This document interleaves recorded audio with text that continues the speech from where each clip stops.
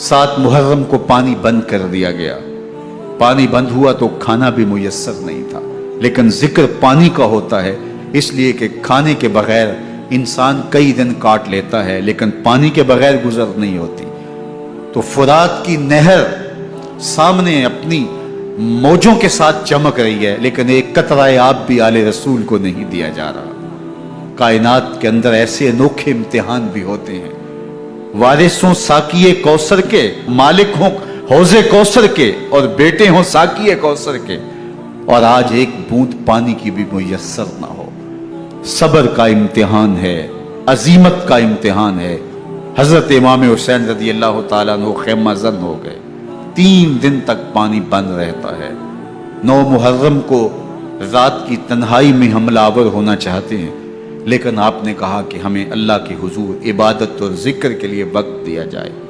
ساری رات ذکر میں گزرتی ہے، عبادات میں گزرتی ہے. رات کے اندھیرے میں آپ چراغ بجھا دیتے ہیں. آوان و انصار کو کہتے ہیں کہ ان کی دشمنی میرے ساتھ ہے، انہیں میرا خون چاہیے.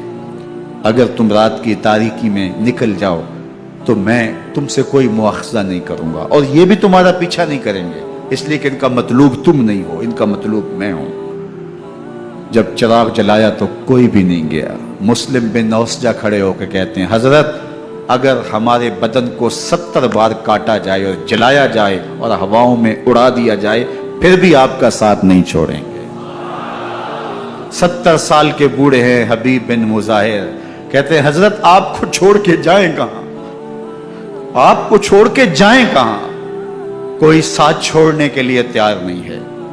پیاس ہے، سخت گرمی ہے، کربلا کا ماحول ہے.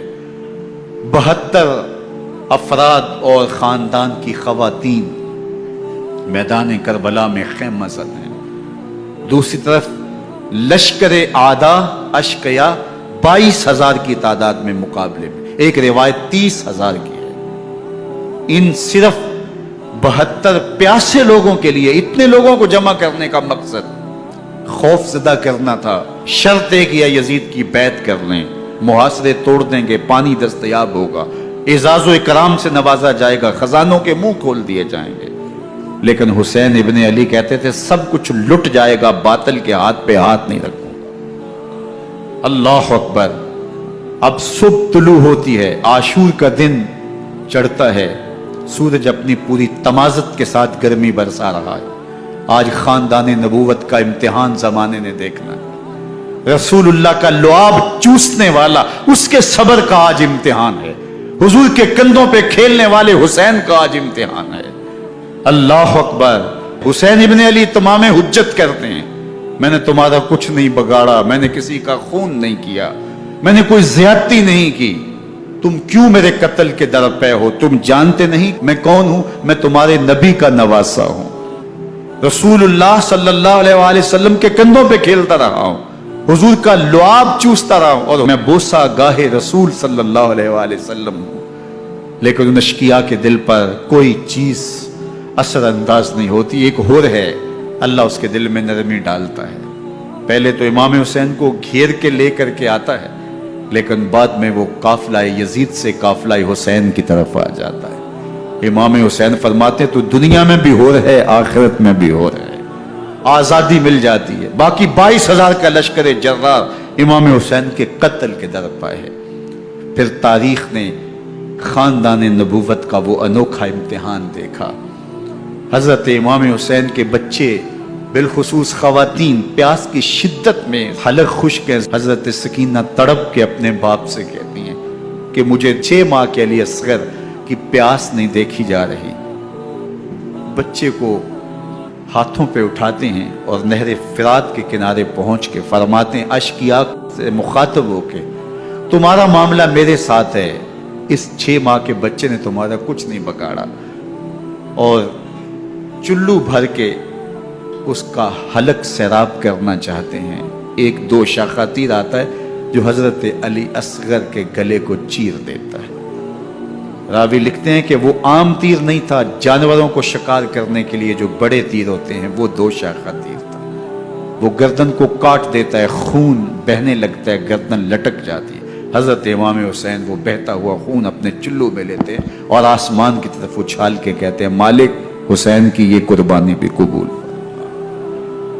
یہ تماشا لبے بام نہیں ہے، بچہ بیمار ہو ڈاکٹر جواب دے دیں ماں باپ کے ہاتھ پھول جاتے ہیں، زندگی کی سانسیں ابھی چل رہی ہوتی ہیں لیکن ڈاکٹر کہے کہ یہ میرے بس کا روگ نہیں ہے کہیں اور لے جاؤ، تو زندگی کا لف و نشر غیر مرتب ہو جاتا ہے۔ میں سلام پیش نہ کروں حسین ابن علی کو، 6 ماہ کا علی اصغر ہاتھوں میں دم توڑتا ہے، گردن لٹک جاتی ہے، خون بہ رہا ہے، اب خیموں کی طرف بڑھ رہے ہیں لیکن زبان پہ شکایت نہیں ہے، کہتے ہیں مالک حسین کی یہ قربانی قبول کر لے۔ اب خیموں کی طرف آنا، شہر بانو، ام رباب، سیدہ زینب، حضرت سکینہ سلام اللہ علیہا کا سامنا کوئی آسان کام نہیں تھا، لیکن حسین ابن علی آتے ہیں، شہزادے کو یہاں خیموں کے قریب رکھ کے کہتے ہیں کہ یہ حوض کوثر سے سیراب ہو گیا ہے۔ اللہ اکبر، کوہرام مچ جاتا ہے خیموں کے اندر، کیا منظر ہوگا اور ان کو کن الفاظ کے پیرائے میں ڈھال کر کے ان کیفیات کو بیان کیا جا سکتا ہے جو اہل بیت کے خیموں کے اندر علی اصغر کی شہادت کے بعد کا منظر رقم ہو رہا ہوگا۔ اللہ اکبر۔